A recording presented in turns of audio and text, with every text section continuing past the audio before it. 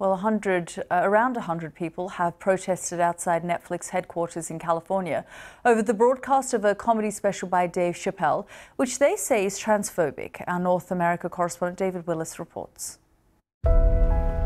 This is Dave. He tells jokes for a living.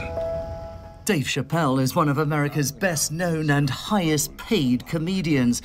But his remarks about gender have sparked a row, which, having started on Netflix streaming service, then came spilling out onto the company's forecourt.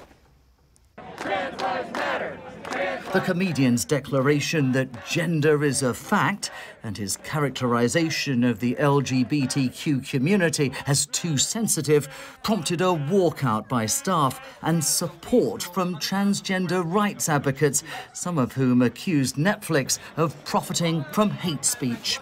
We need to say it's not okay. This hate conversation was not their intention. We understand that jokes are jokes, things are things, but at the end of the day, if it's promoting hate and it's promoting discrimination, you are directly a cause of it if you're allowing it to happen and you're not doing anything about it. And that goes for anyone in this country, specifically people of power in the entertainment industry. Having initially defended Dave Chappelle and the show's popularity, the streaming behemoth has since softened its stance in the face of a swathe of public criticism. In a statement, Netflix said, "We value our trans colleagues and allies and understand the deep hurt that's been caused. We respect the decision of any employee who chooses to walk out and recognise we have much more work to do both within Netflix and in our content." As for Dave Chappelle, he's given an apology of sorts. I personally am not afraid of other people's freedom of expression. I don't use it as a weapon. It just makes me feel better, and I'm sorry if I hurt anybody, et cetera, yada, yada, yada. Everything I'm supposed to say.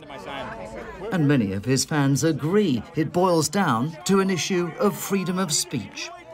Black guy gets on stage, tells a couple jokes. I mean, he said some stuff about women where I'm like, whoo, my wife's not gonna like that. But, you know, ultimately, you just gotta go along with it, man. It's America. We're having fun. A little bit of free speech, a little bit of comedy, right? That's what's important. Netflix has long maintained its support for creative freedom and artistic expression. It is now coming to grips with the fact that tied into that are some cultural sensitivities it cannot afford to ignore. David Willis, BBC News, Los Angeles.